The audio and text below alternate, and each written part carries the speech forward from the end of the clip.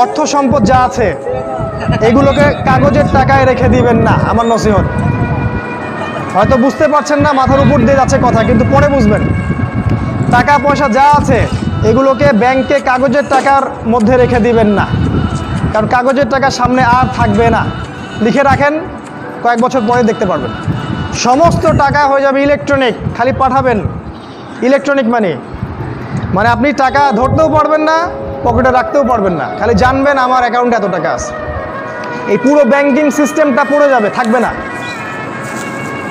বিশ্বাস না হলে লিখে রাখতে পারেন, এই পুরো ব্যাংকিং সিস্টেম পড়ে যাবে, কাগজের টাকা থাকবে না। কি করবেন তাহলে? আপনি আপনার সম্পদটাকে সোনায় রূপান্তর করেন, কিছু সোনা করে রাখেন, জমায় রাখেন, রূপায় কনভার্ট করেন। এগুলোর দাম কখনো কমবে না। 100 বছর পরেও সোনার দামই থাকবে। তো 10 বছর পর আপনার 10 লাখ টাকার মান 10 লাখ টাকা থাকবে না, দাম পড়ে যাবে, আপনি সম্পত্তি হারাবেন।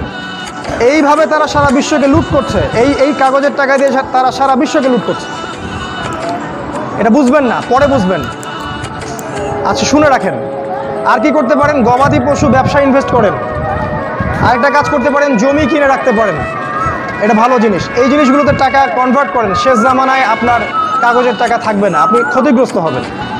এখন টাকা যদি জমায় রাখেন, শেষ জামানায় আপনি ক্ষতিগ্রস্ত হবেন। আমি অর্থনীতি নিয়ে যথেষ্ট পড়েছি, আলহামদুলিল্লাহ, পড়েই কথাগুলো আপনাকে বলছি। আর কি করবেন? যদি সম্ভব হয়, আপনারা তো গ্রামেই থাকেন মাশাআল্লাহ, শহরে যারা থাকে তাদের উদ্দেশ্যে বেশি বলছি এটা, কারণ এটা অনলাইনে যাবে। শহর কেন্দ্রিক জীবন ব্যবস্থা ত্যাগ করতে হবে।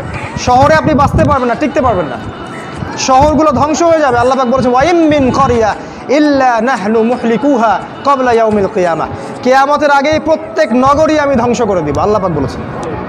শহর থাকবে না, প্রত্যন্ত জায়গায় চলে যাওয়ার চেষ্টা করেন, গ্রামের বাসা ওইদিকে প্রজেক্ট করেন, ছোট ছোট মুসলিম কলোনি করে গড়ে তুলতে হবে।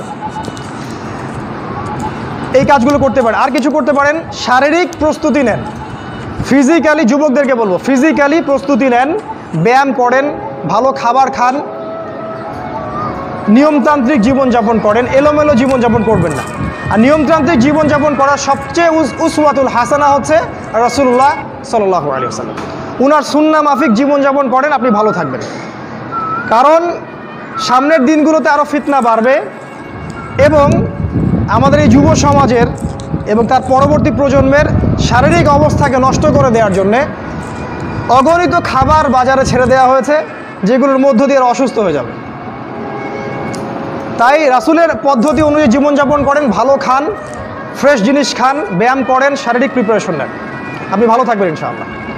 এই কাজগুলো আপনাকে ইনশাআল্লাহ শেষ জামানায় বাঁচতে সাহায্য করবে।